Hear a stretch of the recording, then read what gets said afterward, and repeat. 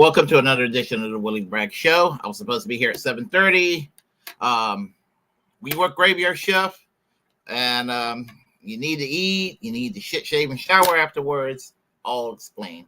I'm thinking I'm going to start coming on at 8 p.m. I'm not sure yet, but I'll come to a decision soon. I'm trying to put on myself on a regular schedule for my live streams. So my apologies for my tardiness. So anyway, hello, Desert Mantis. Hello, Miguel. How are you today? Hello, Dr. Nick. I'm scrolling down. Okay. All right. And anybody else on board here? Earl Laurel, how are you doing? Kim, how are you doing today? And let's see. Do I see anybody else? All right. And I guess we'll have more people on board eventually. So there we go. Anyway, I was on Twitter the other day because I refuse to call it X, as you know, because regarding Elon Musk, I don't, the thing about it is it bothers me to use X, Twitter, but I have to because you're trying to build a community and you're trying to do the work that I do in independent media. I'm not trying to say it like I'm like a big hustler or a big wig in this line of work, but I am one of the many voices. One of the many voices on. Okay, I'll try to do better, Dr. Nick. I'll try to do better. One of the many voices on the online left that's out there, and trying to do my part to be as much of a muckraker as I can. And this is why I always end the show saying, encouraging everybody to create your own platform and utilize it. Whether you do it once a week, once a month, or every day, or several times a day, do it. It's a great way to get stuff out of your chest. And you do it as a hobby, and it could develop into something. I know that. I know you're teasing. You should do it as a hobby. Do it as a way to just get stuff off your chest, and it could lead to something more positive. I mean, I don't expect. And when I say TYT, I don't mean the sellout and the gross corporate entity that they are, but what they were originally, where we all were maybe 10 years ago when we were all watching TYT and Sam Cedar. I don't expect to be that high up in sub counts or anything like that. I don't ever expect to even be up to 50,000 or anything like that. But even if I just get no more than 2,000 or 3,000 subscribers in the course of my life, I'm grateful that I can build a community of people that and I'm lucky to know all of you. I mean, because I think that we're all fairly like-minded folks here, and I don't feel like I'm like the only crazy person out there. Not that anybody here is crazy, but sometimes I think we all tend to feel like, am I the only crazy person in the room or something like that? And so joining this online community has been a good thing in that regard. There's been some ups and downs and everything. The only drama that I've gotten involved in was the one regarding Nays Gardens, and he'll have to get over that. I have no ill will toward Nays Gardens, but Nays Gardens apparently has ill will toward me. So that's just something that he'll have to come to terms with. But anyway, what I want to discuss is a little bit of online drama, since that's what we're talking about today. And this online drama concerns a couple of people. It concerns Anna Kasparian and her animus toward Jimi Dore-left. And what I define as the Jimi Dore-left, and what one person defined as the Jimi Dore-left, what one person defined as the Jimmy Dore-left to some may not be to others. It's all subjective, I guess. Because I do think that you have two, I think you have basically, there's a divide. And there's the TYT left and there's the Jimmy Dore left. I think that's where it is today on the online left. And both sides accuses each other of being right wing. Neither of them are right wing. They're both sides more or less are for the same things. Medicare for all. They want the free college. They want the end of the neocon wars. They want these things. They want powerful labor unions. You got differences whether to work within the Democratic Party totally, whether to work outside the Democratic Party totally, or whether to be part-time Democrats, I guess you could say. You got these questions. You also got questions like, you got issues that are contentious like Russia. Russia, Ukraine is contentious on the left. People think that the left is united on the Ukraine front. The mainstream shit-lived adjacent left is, I guess you could say. But if you go and look throughout the entire left, it's really more nuanced than you think, and all of that. So and there are certain foreign policy questions all across the board, and you can Taiwan or anything across the globe on foreign policy, you're going to have some differences as well. So, and this is where I think that the TYT Jimmy Dore left divides, and you got people who are sort of in between the Jimmy Dore TYT left, and it just depends on who you talk to and what you define as that. I look at someone like Katie Halper, and I would sort of think she dances at both camps. I think that Breonna Joy Gray tends to dance on both camps. And some of the folks that dances on both camps, the TYT left, usually writes them off as part of the Jimmy Dore left. So that's kind of what I'm noticing. Maybe that's my interpretation, and maybe you have a different interpretation. It's all valid as far as I'm concerned, and it's all subjective. But I want to talk about the drama, and so let's go ahead and talk about this drama right now, and we will start with Anna Kasparian from the Anna Kasparian for the Young Turks. And thing about it is, I was watching a video from Big Mad Crab a couple of years ago, about 2 years ago, on he did this tier of what consists of shit libs on the online left, and I forgot how he rated it, the Young Turks, but I mean he had it was not particularly positive what he had to say about the Young Turks, but I remember more or less agreeing with him. And one thing I have noticed that he actually pointed out about Anna Kasparian was that after Jimmy Dore left the Young Turks, and then just recently, and you go and take a look at the Young Turks today on occasion, she more or less has kind of taken the positions Jimmy Dore has taken. While talking shit about Jimmy Dore, she sort of takes what I would call the angry left's position on the issues. I mean, when she says that she's fed up with the squad, she's fed up with Bernie, she's fed up. I mean, when she did this whole meltdown thing, and she's known for her little meltdowns on the air. And it just kind of like, on one hand, I'm impressed. On the other hand, I'm thinking, is this a grift? And on the other hand, it's a little bit of a combination of both. I don't know.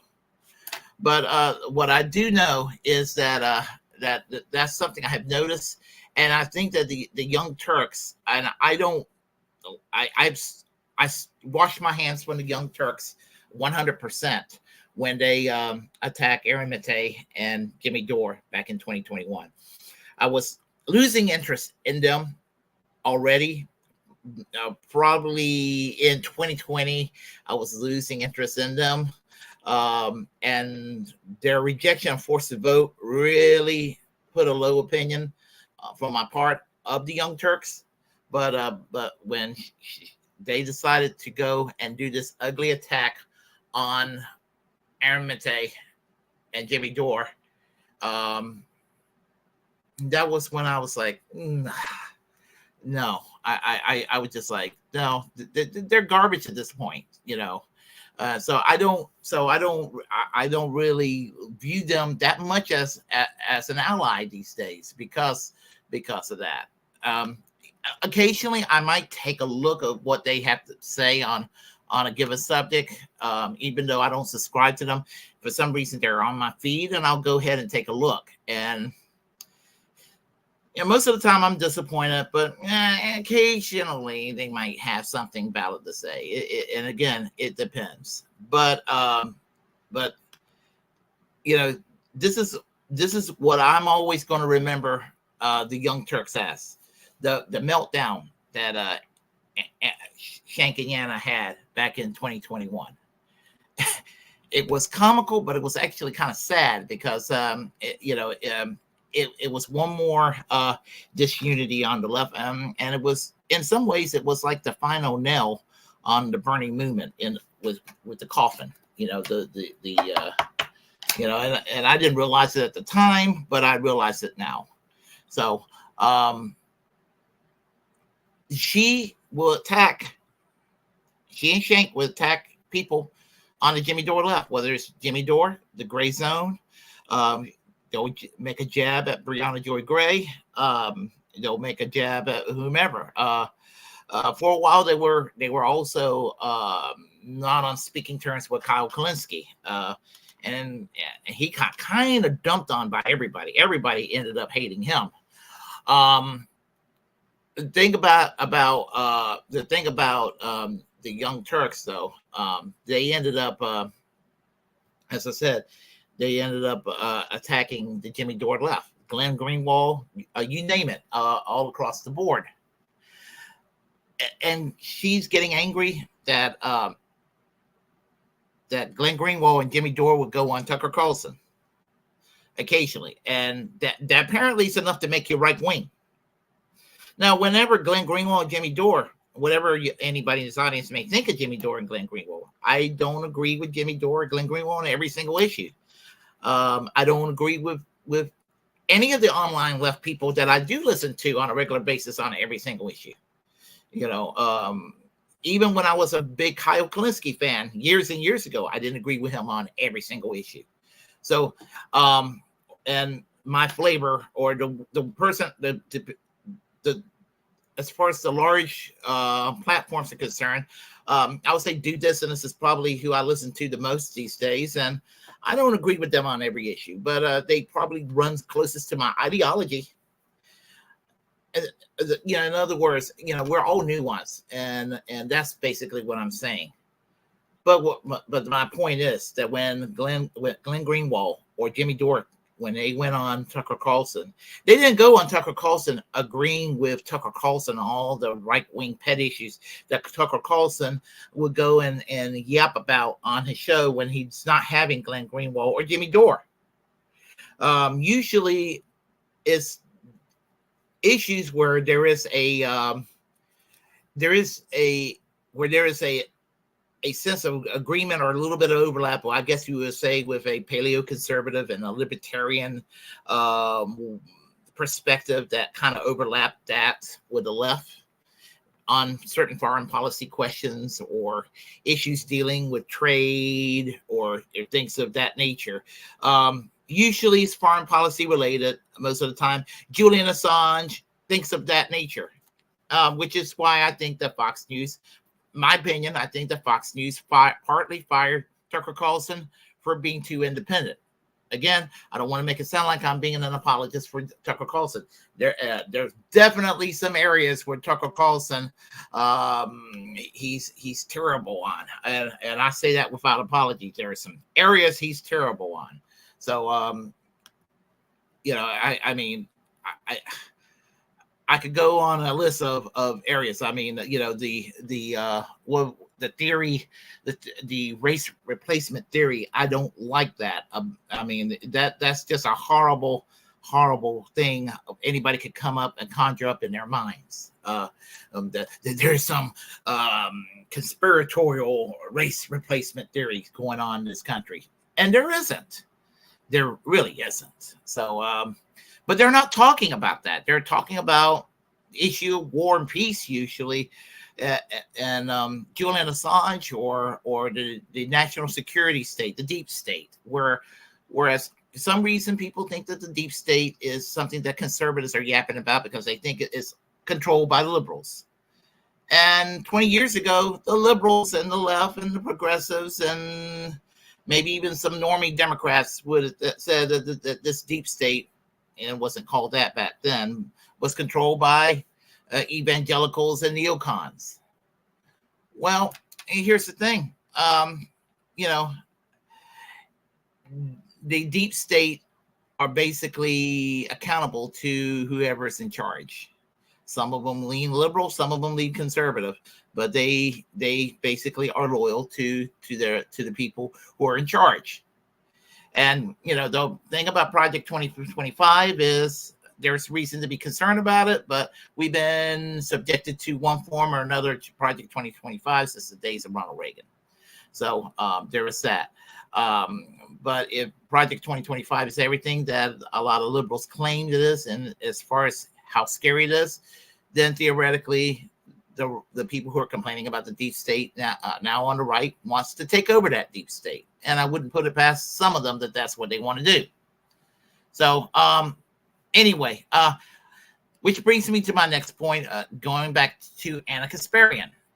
And well, let me find her. She criticizes Glenn Greenwald and Jimmy Dore. But here's her tweet from August 5th.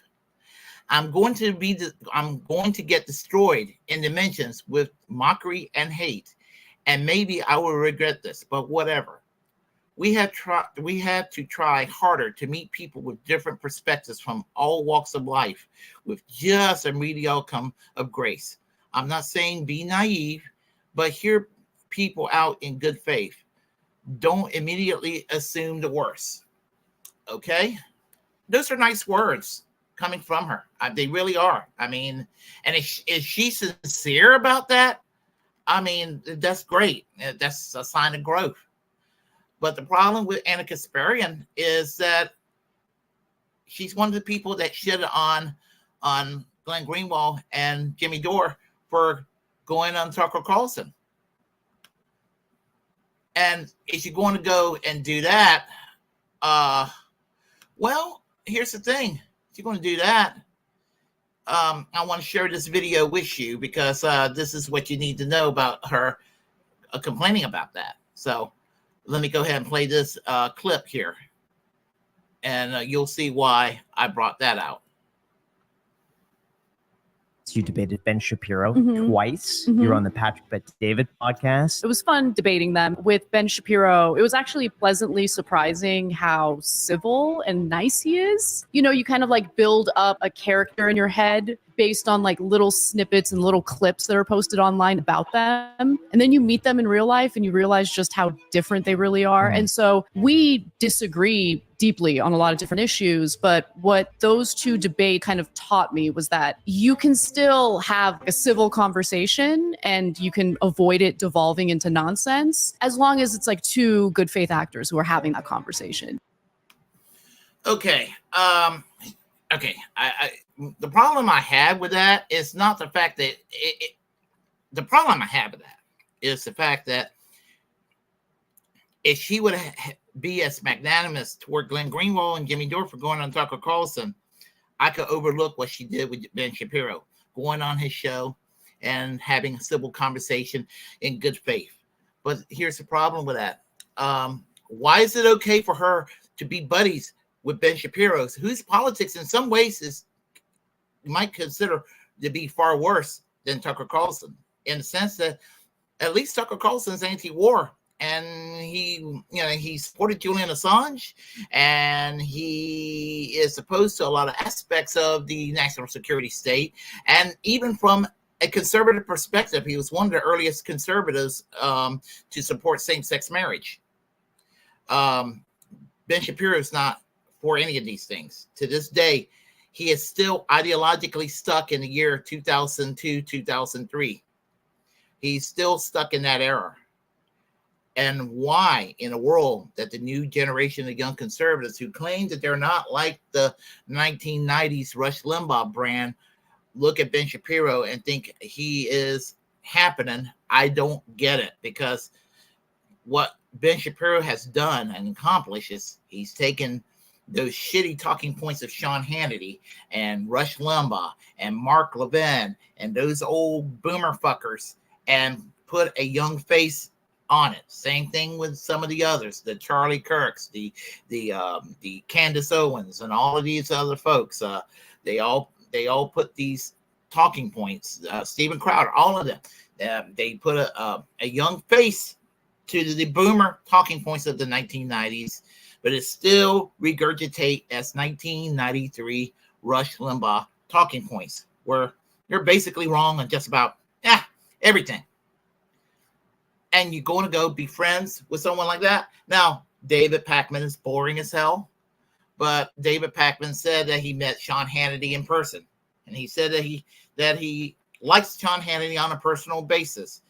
And the way he described it is that it was not nothing political, but it was like on a personal level, he's apparently a nice person. I'm not a David Pakman fan anymore. I used to watch David Pakman. I don't anymore. He became basically the male online left version of Rachel Maddow when it comes to Russiagate and Trump derangement syndrome. And honestly, anything that was edgy about him previously just kind of went away for the most part. And whenever he says anything that's agreeable, it's just some milquetoast liberal talking point that that is kind of like a duh position that's not really all that controversial. So I don't really get the Pakman appeal anymore. 2011, 2012. Yeah, I was listening to David Pakman because there was not a whole lot around back then. So yeah, I was listening to David Pakman. I was listening to Sam Cedar, and I was listening to the Young Turks back then because there was not a whole lot around, and that was refreshing. Considering what was available back then, that was refreshing.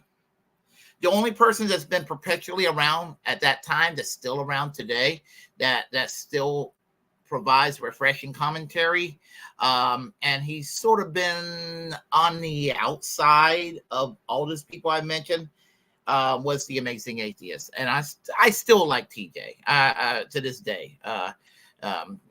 He's always been kind of the delivery's always been rough and off the cuff and all that, and actually I like that about TJ.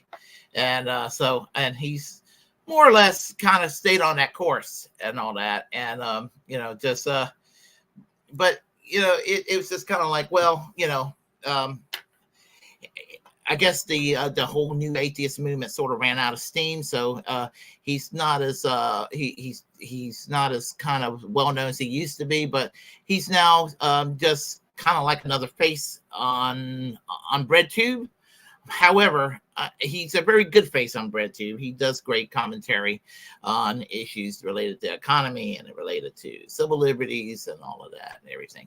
I just question his friendship with Bosch. That's where I question it. It's just like, dude, you got to do better than being friends with Bosch. But anyhow, so the thing about it is that that's where it's at. She's a hypocrite. And a Kasparian is a damn hypocrite. And yes, Catherine is correct. They had this in common. Tucker Carlson and Anna Kasparian are both transphobes. Now, maybe she's not the transphobe that Tucker Carlson is, but she took exception to the term birthing person and bonus holes and all of that. It was like, I know they're clumsy phrases and everything, but she needed to have a grain of understanding, and she doesn't even have a child, so she doesn't. It doesn't even apply to her in a lot of ways. She got herself worked up over nothing, and of course, always remember that Shapiro may be the worst of them all because, so somebody who claims to be a Second Amendment absolutist, he advocates not selling guns to transgender people. So, and I almost love it when I hear someone like him and Michael Knowles and the other guy, the one with a beard, can't remember his name, Matt Walsh, advocating that, because I can slap them down ideologically, telling them, don't ever talk to me about being pro Second Amendment again if you think that transgender people should not be allowed to own firearms, because you're not for the Second Amendment after all when you are for open discrimination. So there is that. There is also that. So anyway, I want to mention somebody else here right now. Well, actually, let's go back to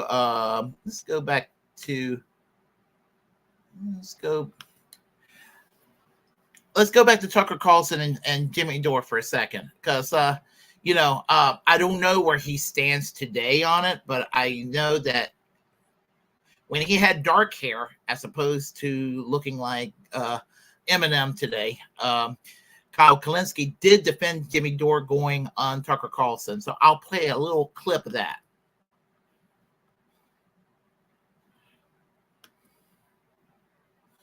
in a second.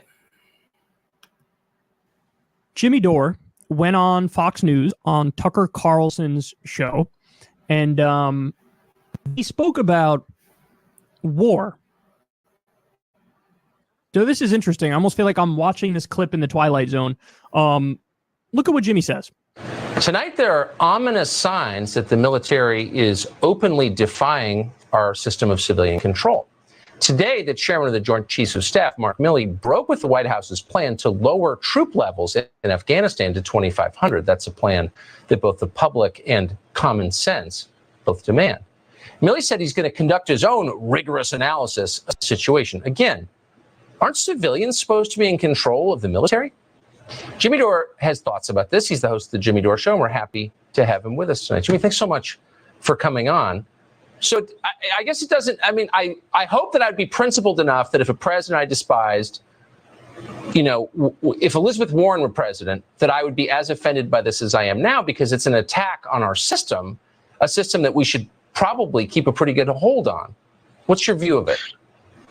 Well, I think it's great that when a president orders a troop withdrawal, that's up for negotiation with anybody in the military. That's just sounds great. Maybe Mark Milley is one of these resistance grifters, and he's writing a book he's planning on selling to those resistance people. Now he stood up against Trump trying to end a war, because that's what it seems like. And here's the weird thing. Donald Trump, you have to end some of these wars. You have to pull these troops home now. Yes. He's the commander-in-chief. There's no excuses. People are sick and tired of these wars, and he's got to take on the establishment, Tucker. That's what won him the election in 2016. In the primary, Trump was able to smash the Bush dynasty and the Republican status quo, and now he can't handle a few military war hawks and Mitch McConnell. I say he can. He promised. He got elected. He promised to give everybody health care and end those overseas wars and invest that money back home. Well, right now, President Trump, there are millions and millions of Americans who don't follow you on Twitter, who are hurting, who needs a check right now. And take those troops home, give that money to the people. If Nancy Pelosi offers $1,200, you double it. Put your name on that check. People need help right now. You know how weak it looks that you're trying to position yourself as a victim to Nancy Pelosi? And take those troops home, take that money, get it in a stimulus check, give it to the people right now. The time is ticking. Now is, if he would have given us health care, he missed his moment. They're going to, whoever gives the American people health care, they're going to put on Mount Rushmore. He missed that. Now is time to take those troops home and invest that money back here. Now, people are hurting. You tell the Senate, the GOP and the Senate and Mitch McConnell to do their job and get a stimulus to the people, and he'll put his name on it. Whatever Nancy Pelosi offers, double it. That's what Trump would have done in 2016. He needs to do that now. I just find it so hilarious. You're a lefty who I'm sure is not voting Trump, who's giving him better advice than almost any Senate Republican, any congressional Republican, any Republican in Washington. I think you're absolutely right. Jimmy Dore, thank you for that. My pleasure. Anytime. That really does feel like the Twilight Zone, man. It really does. So, first of all, let's get the obvious out of the way. Tucker's a fake populist, and what I mean by that is he'll use some arguments that sound populist, but ultimately all of that energy is redirected into supporting non-populist politicians. So that's what I mean when I say he's a fake populist. Like, he'll give credit every now and then, like to Alexandria Ocasio-Cortez and Bernie Sanders when they did that bill saying, hey, you can't charge more than 12% interest, the banks and the predatory payday lenders. And like, he'll give. Okay, it's enough of Kyle, but basically, what he's going to end up saying basically is this, that Tucker Carlson is a fake populist, like you heard him say, and everything. And there's a lot of truth to it, because I don't think that there's such a thing as a right-leaning populist in America. Very few, anyway. And the problem with Kyle these days is he's in the vote blue no matter who count. Although he said he was going to vote for Jill Stein, although he's about to have an orgasm over Tim Walz being Kamala Harris's running mate. And this is my take on right now. I'm going to pause for a second and talk about Tim Walz.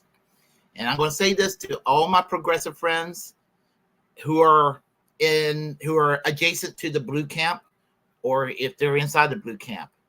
I don't blame you for liking Tim Walz. I admit, as governor of Minnesota, he's done a pretty damn good job. And if I was in Minnesota, I would be like, he rocks. However, I just want all these progressives who are so impressed and they're about to have an orgasm over Tim Walz to remember these names.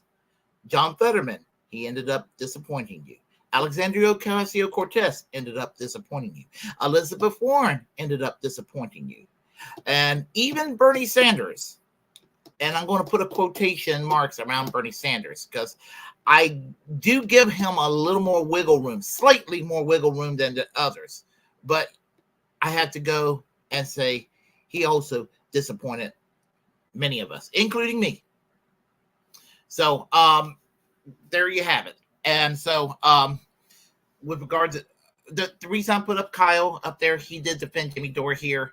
And pausing back for a moment, when Shank and Anna attacked Aaron Matei and Jimmy Dore, they also ended up attacking Kyle Kalinske. So he was kind of out there for a while too, but he also ended up getting shit on by the Jimmy Dore folks. So he was kind of out by himself for a while.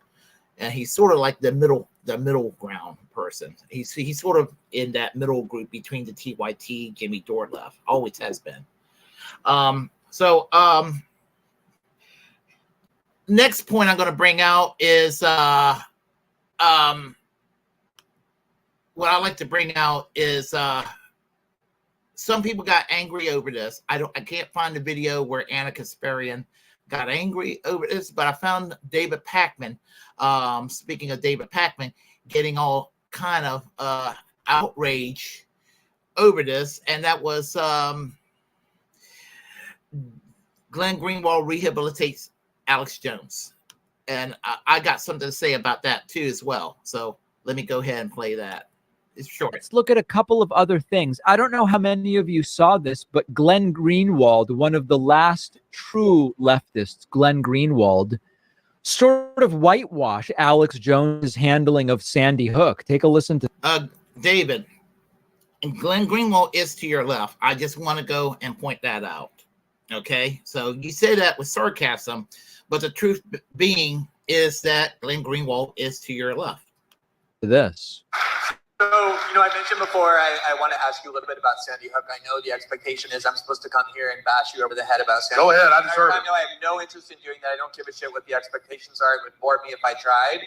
You've talked about it extensively for people who are interested in it. You've been deposed about it. You've talked for hours about it. People interested in the particulars can go watch that if they want. I'm not going to jump through hoops in order to appease people angry that I'm here. I do, though, want to ask you about a question that I'm actually interested in myself, which is, you just said that you have made mistakes. Obviously, one of those is the stuff you said about Sandy Hook. We watched you in the film come very clean about the fact that you made statements that turned out to be untrue. You've obviously spent a lot of kind of reflective time. It's like the soulful Alex Jones we got to see in the last part of the... He's really reflected on his mistakes. The film. What is it that you think caused you to do that? You referenced some things and I identify with it myself, that when people who lie for a living are telling you that you're a liar, when people who are whose job it is to spread disinformation are accusing you of doing that, you kind of want to dig in a little bit and not give an inch to people who aren't criticizing you in good faith. But what is it about kind of how social media works, about how kind of... Yeah, Alex, tell us how social media victimized you and all of that stuff. Groups function. Have you thought about some of the psychological and cultural dynamics that led you to make some of the mistakes? Alex, please tell us how all of the horrible things you said about Sandy Hook, including that the deaths of children were imagined. Tell us how that was actually a result of how social media treated you. Dear God, that is Glenn Greenwald. Off the rails. Completely off the rails. Okay, let me say something about this. I don't have any personal animus toward David Pakman, but as I said, I don't like the direction his show is on these days. He's just a standard. He's just a wink away from being a commentator on MSNBC. I'm going to guarantee you, in the next 10 years, there will be a David Pakman show on MSNBC. He will be the latest thing that's on MSNBC. That's what's going to happen. I promise you, that is what's going to happen very soon. And that's what he's been working for. That's why his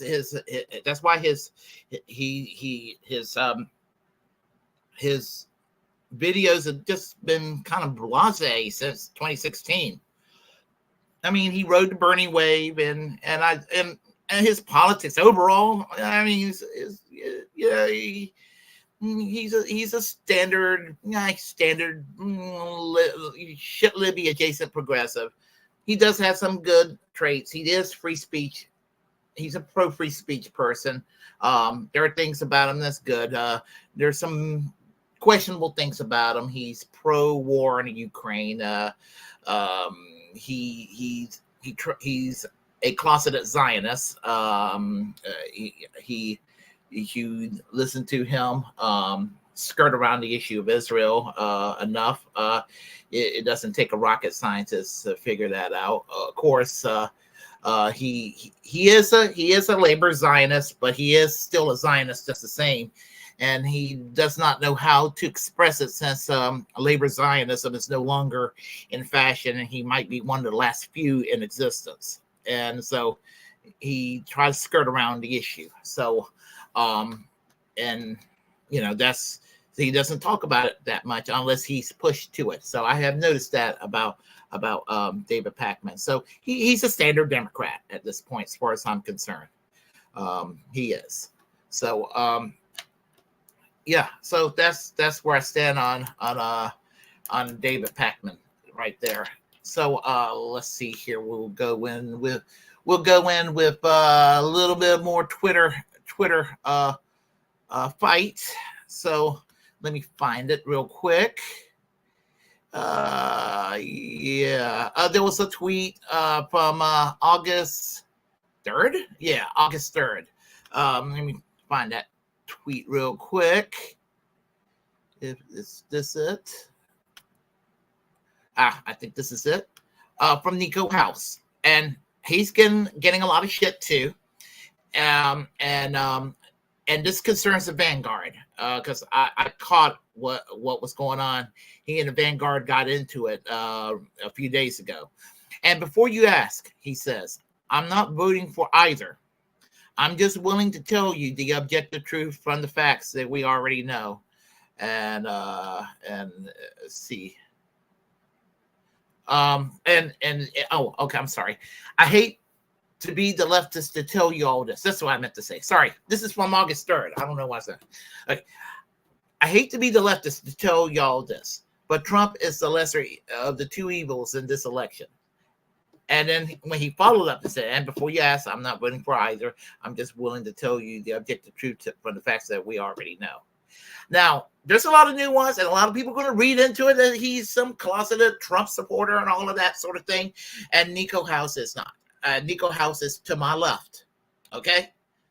And Nico House is not a Trump supporter. But what Nico House does not suffer from is Trump derangement syndrome, because he's a mature human being. He's a grown-up. He's not a child like David Pakman about Donald Trump. And so or Rachel Maddow or a lot of these or the TYT people. I mean, he's not. I mean, honestly, objectively, I mean, when you compare Donald Trump to past Republican presidents, he's actually more liberal than George W. Bush or in George Herbert Walker Bush. He governed more liberally than they did. It's not because the times have changed. It's just. And the right wing are too stupid to realize that. But unfortunately, he has catered to a lot of right wing bullshit too. But the right wing love the ugly packaging of his rhetoric. The mean tweets. I'm referring to Donald Trump, and the shit libs are overtly always offended when they should look at it in a lot of ways with comedy. Now there are some reprehensible things that Donald Trump stands for, and there are things you can hate Donald Trump for. He's a fucking billionaire.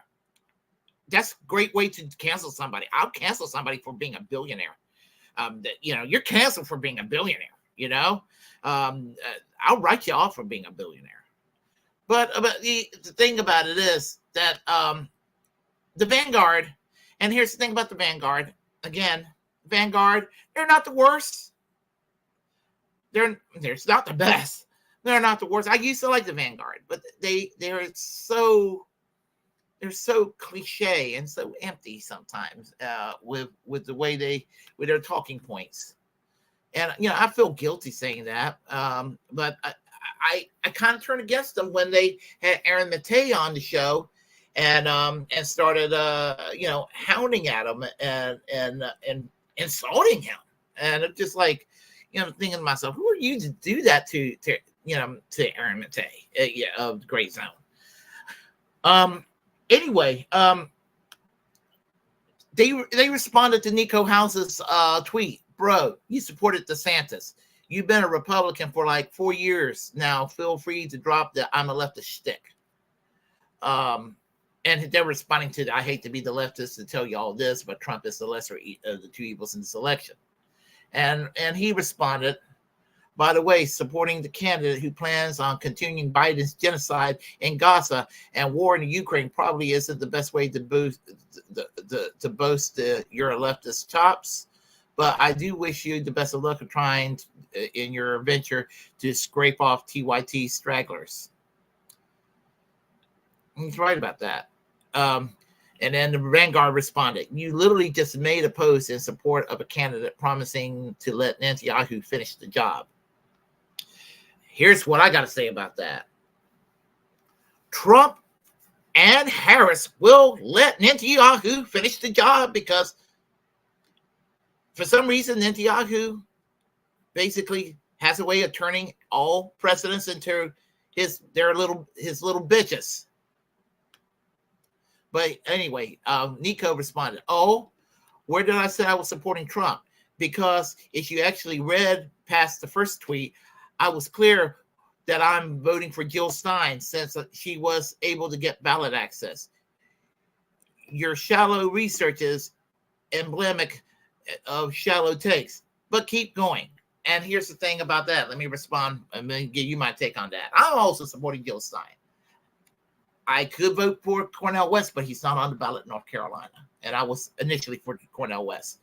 I support both Jill Stein and Cornel West, and I'll tell people personally, make your if they're both on the ballot in your state in election, go with your heart, which one you like better, or which one you make a case for either Cornel West or Jill Stein. And whatever decision you make between the two, because I actually like both equally, and I hate the fact that Cornel West and Jill Stein don't like each other currently. I would have loved nothing better than to see them collaborate. I would have loved to see Cornel West as the presidential candidate and Jill Stein as the vice presidential candidate. I think that would have been a great ticket. But then again, 4 or 5 years ago, I was calling for a Bernie Sanders Tulsi Gabbard ticket. So there you have it. He responded, Vanguard said, "Bro, Musk literally signal boosted your dumbass pro-Trump post. You know what you're doing. Stop gaslighting me, dog." Okay. Elon Musk is an SOB. He's a piece of shit. I hate his guts. And so what if he agrees with Nico House?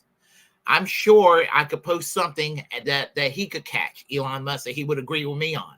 I'm sure I agree with Elon Musk on something. I just don't know what I agree with him on yet. We all agree with something on some. We all agree with at least a few things with people that we hate the most.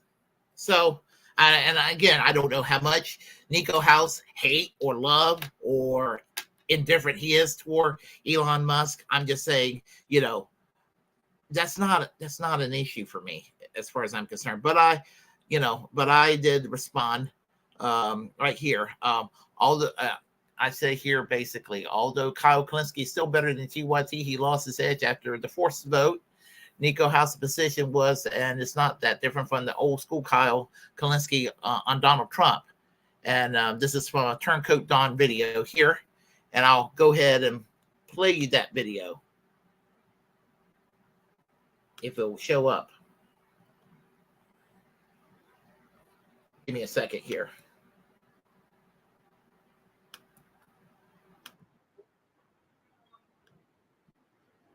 Okay, hold on a second. I didn't expect to play this, but I will play it because it is funny.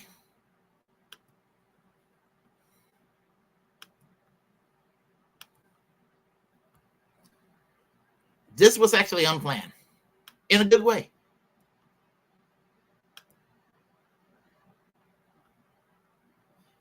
And Turncoat Don sort of echoed my sentiments on how I feel about Kyle Kalinske today, which is ironic because my show was inspired by Kyle Kalinske back in 2020.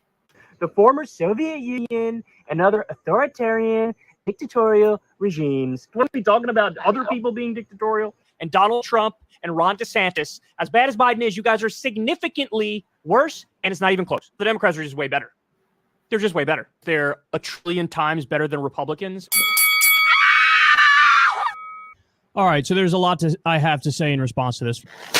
These kinds of criticisms from this guy, I honestly believe that these people usually overstate how bad Trump is, and they understate how bad Biden is. Well, you're more ideologically in agreement with Biden than you are in agreement with Trump. Well, actually, when it comes to the First Step Act, I agree with Trump on that. When it comes to pardoning Alice Johnson, I agree with Trump on that. When it comes to TPP, Trump's against it, Biden's for it. I agree with Trump on that. I agree more with Trump on North Korea than I agree with Biden. I would need to be convinced that Biden would fight for at least 1 or 2 of my top 5 issues. Medicare for all, free college, living wage, ending the wars, and UBI. The people who say Trump is a fascist and they think he's like, basically, we can't survive another 4 years of America with him. Yes. The country will survive 4 years with Trump. The country will survive 4 years with Joe Biden. Again, I think they understate how bad Biden is. Why? On so many core issues, he's against us. Me, at least. I can't speak for this guy. Joe Biden pushed for NAFTA. He repeatedly pushed for TPP. He's a supporter of the Iraq War. On all the pivotal issues of his time, he was wrong. So stop overstating how bad Trump is. The country's still going to exist in 4 years. And understating how bad Biden is. Because it's annoying. I just don't agree with the people who are like, he's a fascist, he's a Nazi, the country's not going to exist in 4 years. You're hyperbolic and you're ridiculous. Oh! You got knocked the fuck out, man! That was funny. I mean, it was funny. I mean, and he does the same thing with Michael Figueredo from the Humanist Report, and various people. He even did it with progressive Dave Rubin versus right-wing Dave Rubin. That was probably one of my favorites because if all the people that got the smacked around, probably nobody deserved it more than Dave Rubin because, was the time he left the Young Turks. He was still progressive, but you could tell that his politics was getting to be bad, but not quite yet. He was still, legitimately good on free speech issues. And then he turned around and he ended up becoming a pro-censorship conservative while pretending he's for free speech. Dave Rubin. And so anyway, there's that. Same thing, so anyway, it's entertaining to watch this online fights, but it's also not healthy because right now I kind of feel like we're in a situation where we're back to where Bernie was at prior to Bernie running in 2016. In fact, I think we're sadly less unified as the left. And I think it's an ongoing tragedy. The American left is an ongoing perpetual tragedy.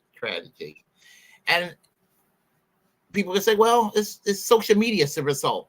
Not really. The left has been splitting and splitting for decades. I mean, let's go back to the days of COINTELPRO. The late David McReynolds, when he was alive, said that when he joined the Socialist Party in 1951, what was there when it came to the left? It was the Socialist Party of America, the Social Democratic Federation, the industrial workers of the world, the Communist Party USA, the Socialist Workers Party, the Independent Socialist League, the Jewish Labor Bund, the Young People's Socialist League. That was pretty much it. That was pretty much the almost the entire Socialist Labor Party. That was pretty much it. I mean, and at the end of the 1960s, what do we see? We see an alphabet soup of every group you can imagine out there. All the, everybody split and counter split. And they're like, the 5 or 6 people was like, oh, I don't like the way you do things. We're going to go and get the hell out of here. I've been involved in faction fights before. Catherine and McCloskey, who's here in this group chat here. We've been involved in faction fights before. We're no strangers to it. And so we know what it's like, and it's, again, it's an ongoing tragedy, the American left. I have to go very soon, and for this reason, I apologize. I try to get try to talk to everybody online, and I see you all. I'm going to acknowledge everybody's name here. Luscious Lee Sorry, Hammerhead Start, Earl Allurl, Dr. Nick Riviera, Catherine McCloskey. I don't want to miss anybody. PHX Cisco. Okay. I don't want Johnny Ringo. Desert Mantis. Game.film. Dr. Nick Riviera.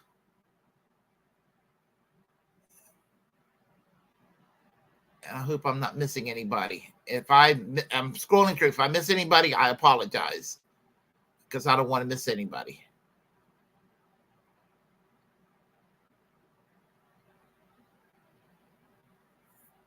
Uncle Ted, Daniel Berry Sports Highlights.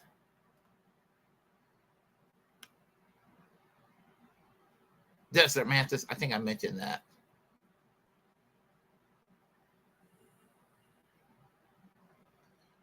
Okay, all right.